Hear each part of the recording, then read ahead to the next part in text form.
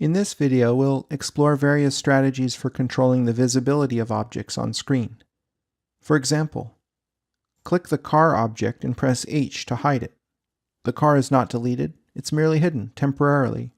I can save the file and reopen it tomorrow, and the car will still be part of the file even though I can't see it. I can press U at any time to unhide, and the car reappears. You can hide multiple objects. I'll select the car, hold down the Shift key, and select the garage doors and press H. They're temporarily hidden. I can press U to unhide all. You've already seen in a previous video how you can hide edges. Remember when we made the roof? There was a line here separating the roof from the walls.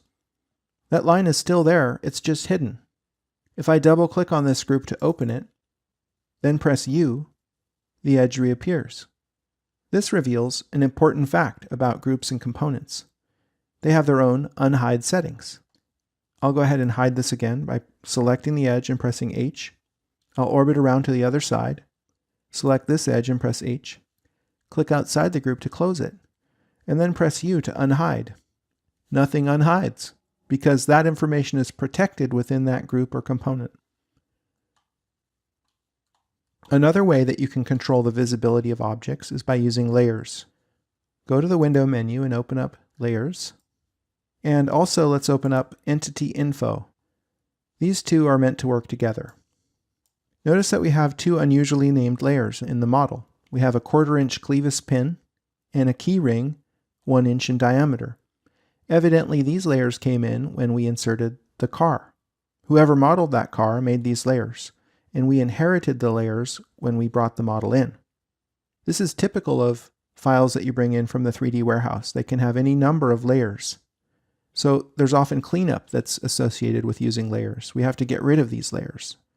Every file has a layer 0 by default. It's called the default layer. Right now this layer is current. This little button here is called a radio button. And the idea is like an old AM radio. You push the button in and only one of these can be selected at any given time. The layer that has the radio button is the current layer. I'll leave layer 0 set as the current layer, and then click on the name here where it says keyring, and then click minus to get rid of it. We have a few choices here. We can delete the contents of that layer. We can move that information to the default layer, which is layer 0, or we could move it to the current layer, which happens also to be on layer 0. I'll click delete and do that again. So we didn't delete the clevis pin or the key ring, we just got rid of the layers and moved the contents of those layers onto layer 0. Now let's make a new layer by clicking the plus button and type car, enter. So right now this is a new layer, but there's nothing on it yet. I'll select the car object, and you can see up here it's a component, and it's on layer 0. Let's change that to car. Now I can control the visibility of that by unchecking this box. It's an alternative to using hide and unhide. Let's make a few more layers. Let's make one called roof. Let's make another called existing. And another man cave. And one more for she shed. So right now these layers exist. They've been made, but there's nothing on them. I'm going to toggle off layer car and make a window around the entire structure and change all of those 5 groups to layer existing. I'll click off to the side to deselect. Now I'll select the roof and change its layer to layer roof. So now we have finer grained control over this information. We can toggle off the roof or toggle off existing. Now let's set layer man cave current by clicking its radio button next to that layer. Now the current layer is the layer that things go on when you draw them. So if I draw a rectangle over here, let's check it out. Press the spacebar to go to select, double click on the face to select it and its 4 bounding edges, and up here you can see 5 entities are selected, and they are all on layer man cave.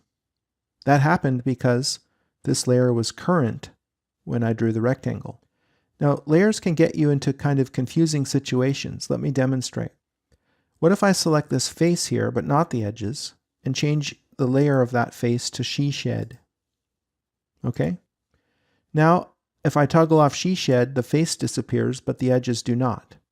If I try to toggle off man cave, watch what happens. We'll get a warning. It says you cannot hide the current layer. Okay. For this reason, I'll set layer 0 current, and then I can toggle off the edges independently. So this can get us into some confusing situations. What I recommend is drawing all of your faces and edges on layer 0 always. And when you want to use layers to control things, you first either make a group or a component, and then you move the group or component to your layer of choice. I'm going to select these entities and set them back to layer 0, which is a best practice. Then I will convert this object to a group by selecting all of the faces and edges and then pressing G. Up here on Entity Info, it tells us that now we have one group, one here. I can change the layer of that group to layer man cave, say. Now I can toggle it off and on. If I open that group for editing, you'll see that its parts are all on layer 0. And this is the strategy that I'd like you to use in your work. Whenever you're drawing, work on layer 0, then make a component or a group, and then you can change the assignment of that group or component to a different layer if you want. Make sense? So layers are a very powerful way to control the visibility of the objects, and they're going to become necessary as we proceed through this project in making variations for the man cave and the she shed.